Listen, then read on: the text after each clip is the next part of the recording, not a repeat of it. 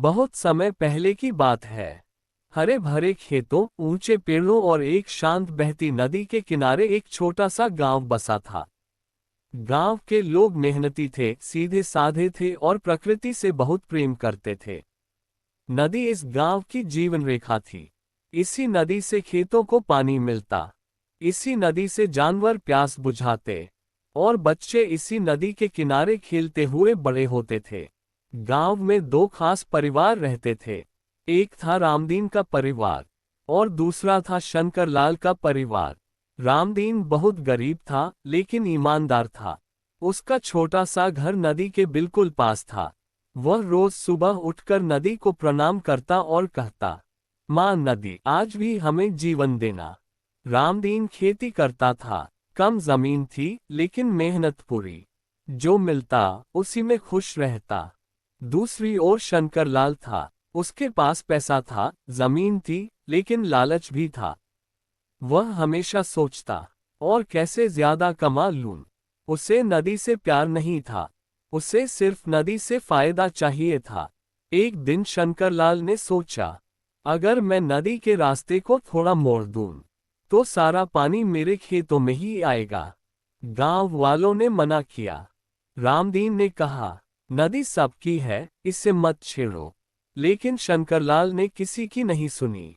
रातों रात उसने मजदूरों से नदी के किनारे खुदाई करवाई।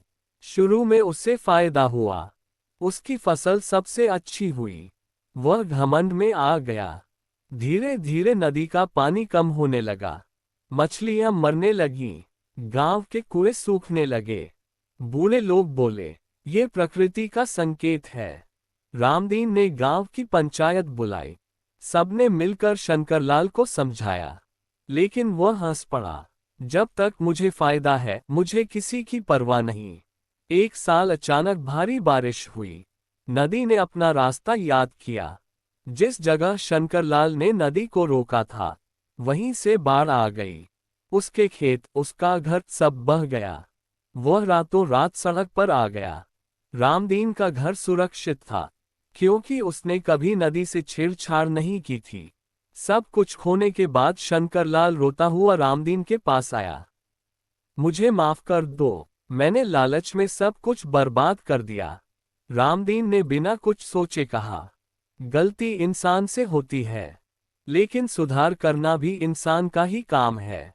गांव वालों ने मिलकर शंकरलाल को फिर से बसाया। इस बार शंकरलाल बदला हुआ इंसान था। उसने नदी की सफाई करवाई, पेड़ लगवाए और सबको सिखाया, प्रकृति हमारी माँ है। इसे नुकसान पहुंचाओगे तो नुकसान लौटकर जरूर आएगा। नैतिक सीख, लालच इंसान को अंधा बना देता है। प्रकृति से खिलवाड़ करने वाला कभी सुखी नहीं रहता। सच्ची संपत्ति पैसा नहीं, बल्कि संतोष और इंसानियत। एक हरे भरे गांव में, जहां चारों ओर पेड़ पौधे थे, वहीं एक शांत नीली नदी बहती थी। नदी के किनारे दो छोटे छोटे घर थे, जिनकी लाल छतें दूर से ही चमकती थीं। ये गांव बाहर से जितना सुंदर था, अंदर से उतना ही भावनाओं और सीखों से भरा हुआ था। इस गांव में एक किसान रहता था, नाम था रामू। रामू मेहनती था, ईमानदार था, लेकिन बहुत गरीब था। उसकी सबसे बड़ी दौलत थी उसका छोटा सा घर, थोड़ी सी जमीन और नदी के किनारे लगी फसलें। रामू रोज सुबह नदी के पास बैठकर सोचता, काश मैं अमीर होता तो मेरी परेशानियां खत्म हो जाती। एक दिन गांव में शेखर नाम का एक आदमी आया। वह शहर से आया था, अच्छे कपड़े पहनता था और बड़ी बड़ी बातें करता था। उसने गांव के लोगों को बताया कि वह जमीन खरीदकर बड़ा कारोबार करना चाहता है। शेखर ने रामू से कहा, अपनी जमीन मुझे बेच दो, मैं तुम्हें बहुत पैसा दूंगा, फिर तुम्हें जिंदगी में मेहनत नहीं करनी पड़ेगी। रामू दुविधा में पड़ गया। उसी शाम रामू नदी के किनारे बैठा था। नदी शांत बह रही थी, लेकिन उसके बहाव में निरंतरता थी। तभी गांव के बुजुर्ग दादाजी वहां आए। दादाजी बोले, बेटा, नदी को देखो, ये कभी शिकायत नहीं करती, फिर भी सबको जीवन देती है। रामू ने अपनी परेशानी बताई। दादाजी ने कहा, एक समय इस नदी के किनारे बहुत लोग रहते थे। कुछ ने लालच में अपनी जमीन बेच दी और कुछ ने धैर्य रखा। आज जो धैर्यवान थे वही सुखी हैं। रामू चुप हो गया। अगले दिन गांव के कई लोगों ने शेखर को अपनी जमीन बेच दी। रामू भी बेचने ही वाला था, लेकिन उसे नदी और दादाजी की बातें याद आ गईं। रामू ने कहा, मैं अपनी जमीन नहीं बेचूंगा। लोग हंसने लगे। कुछ महीनों बाद शेखर ने नदी के रास्ते को बदलने की कोशिश की ताकि फैक्ट्री बना सके। इससे गांव में बाढ़ आ गई। फसलें खराब हो गईं, लोग परेशान हो गए। शेखर रातों रात गांव छोड़कर भाग गया। रामू की जमीन सुरक्षित थी क्योंकि उसने नदी का सम्मान किया था। उसने नदी के किनारे पेड़ लगाए, पानी को रोकने के छोटे बांध बनाए।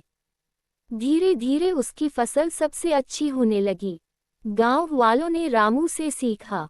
सबने मिलकर नदी को साफ किया, पेड़ लगाए और एक दूसरे की मदद की। गांव फिर से हरा भरा हो गया।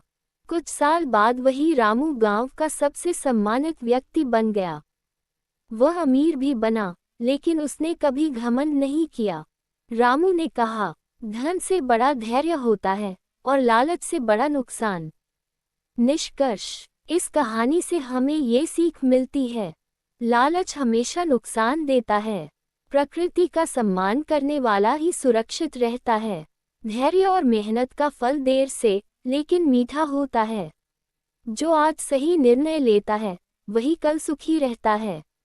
नदी की तरह बहते रहो, लालच की दीवार मत बनाओ। एक समय की बात है।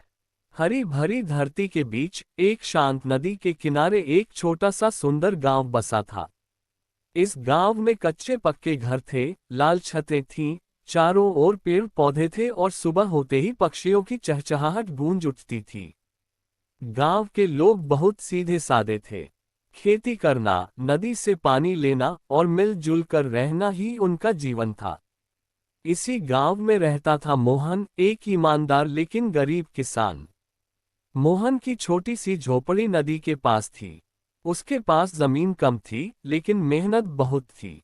मोहन हर सुबह सूरज निकलने से पहले उठता, नदी के पानी से खेत सींचता और मन ही मन कहता, भगवान, बस इतनी ताकत देना कि मैं ईमानदारी से अपने परिवार का पेट भर सकूं। एक दिन गांव में खबर फैल गई कि शहर से एक बड़ा व्यापारी आ रहा है। व्यापारी का नाम था सेठ रघुनाथ। वह बहुत अमीर था, लेकिन दिल से लालची। सेठ ने गांव वालों से कहा, अगर तुम लोग अपनी जमीन मुझे बेच दो, तो मैं यहाँ फैक्ट्री लगाऊंगा। तुम्हें पैसा मिलेगा और गांव तरक्की करेगा। कुछ लोग खुश हो गए, लेकिन मोहन को चिंता हुई। मोहन बोला, अगर फैक्ट्री लगी तो नदी गंदी हो जाएगी, खेत बर्बाद हो जाएंगे और हमारा जीवन मुश्किल हो जाएगा। अधिकतर लोग सेठ के पैसे के लालच में आ गए। मोहन अकेला था, लेकिन उसने सच बोलना नहीं छोड़ा। सेठ को मोहन की बात बुरी लगी। उसने गांव वालों के सामने मोहन को अपमानित किया। ये गरीब किसान क्या जाने तरक्की क्या होती है। सेठ ने कहा। मोहन चुप रहा, लेकिन उसका मन साफ था। कुछ दिनों बाद सेठ ने बिना अनुमति फैक्ट्री का काम शुरू कर दिया। मशीनें लगीं, धुआं निकला और धीरे धीरे नदी का पानी गंदा होने लगा। एक रात जोरदार बारिश हुई, नदी उफान पर आ गई। जिस जगह फैक्ट्री बन रही थी, वहीं नदी ने कटाव शुरू कर दिया। सुबह होते होते सेठ की फैक्ट्री का आधा हिस्सा नदी में बह गया। गांव में अफरा तफरी मच गई। सेठ घबरा गया। वह मोहन के पास आया और बोला, अगर तुम मेरी मदद कर दो तो मैं सबको मुआवजा दूंगा। मोहन के पास मौका था बदला लेने का, लेकिन उसने ऐसा नहीं किया। मोहन बोला, मैं आपकी मदद करूंगा, लेकिन शर्त यह है कि फैक्ट्री बंद होगी और नदी को फिर से साफ किया जाएगा। सच्चाई की जीत। सेठ ने पहली बार अपनी गलती मानी। फैक्ट्री बंद हुई, नदी की सफाई शुरू हुई, पेड़ लगाए गए। धीरे धीरे नदी फिर से नीली हो गई, खेत हरे हो गए। गांव वालों को समझ आया कि मोहन गलत नहीं था, सेठ ने सबके सामने कहा, आज मुझे समझ आया कि सच्ची तरक्की पैसे से नहीं, ईमानदारी और प्रकृति के साथ चलने से होती है। कहानी की सीख।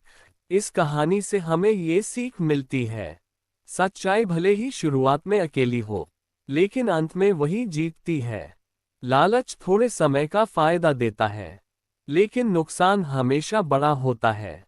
प्रकृति का सम्मान करने वाला कभी खाली हाथ नहीं रहता।